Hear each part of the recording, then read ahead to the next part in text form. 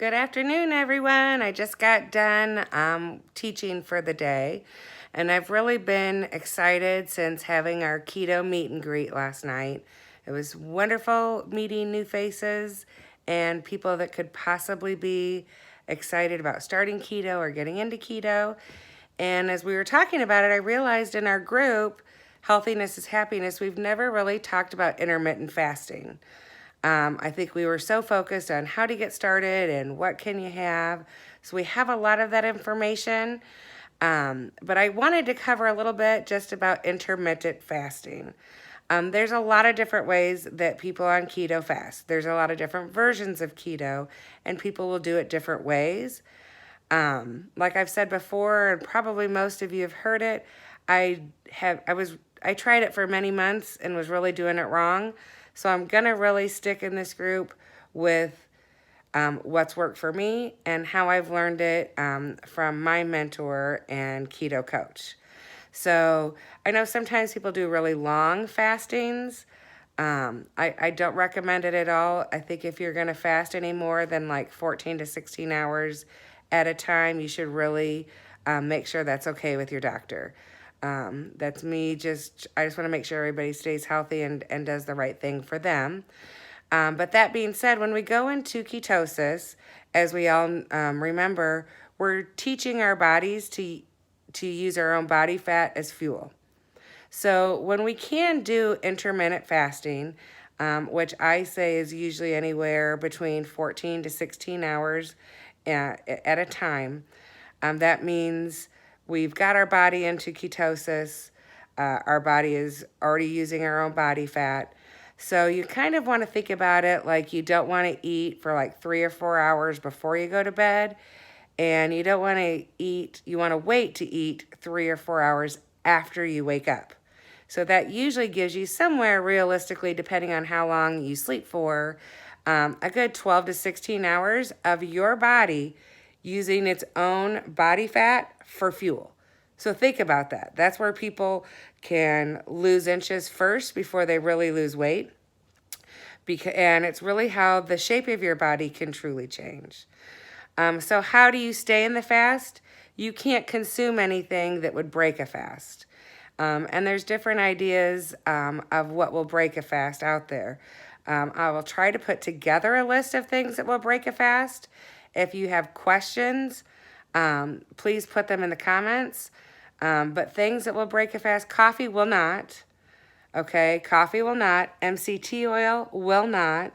If you're making a bulletproof coffee and using butter, butter will break it. Heavy whipping cream will break it.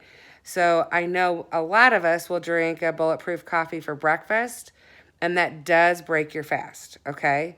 So just remember, it pretty much, the way you digest bone broth, that does not break a fast. MCT oil does not break a fast. Coconut oil does, okay? I usually don't do a whole lot of smart coffee talk on the keto page, but if you are looking for a creamer that doesn't break it, it's the Keto Cray that's sold with the Happy Coffee. That does not break a fast either. So if you're somebody that absolutely has to have a creamer, there might be other things out there. I just don't know about them. If somebody else does, I'm happy to research it and see if there is another option. As of right now, it's the only option I know of. But you can drink regular coffee and that doesn't break a fast and put MCT oil in it. You can put like a small amount of stevia in there and it will not break a fast either. But everything else will. So if you accidentally take a bite of something, which it totally happens, you're not even thinking and you did break your fast.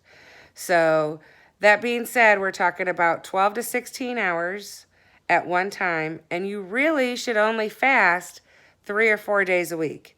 You don't want to do it every day.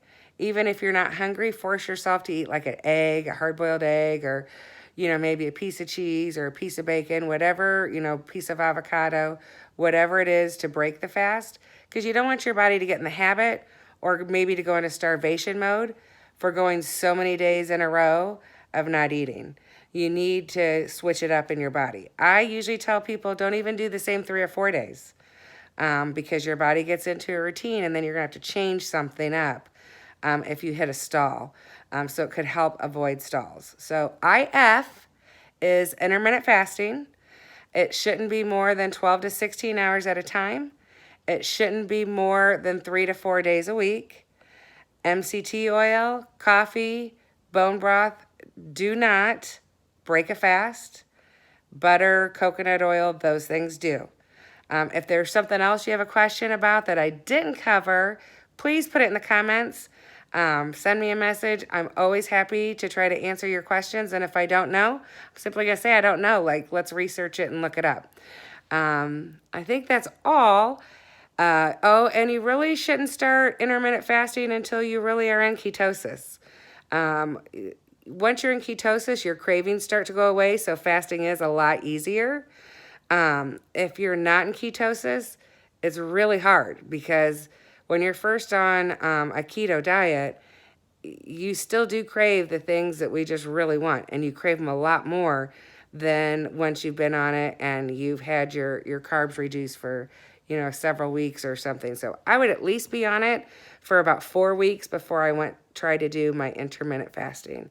Hope everybody's having a great day and keto on.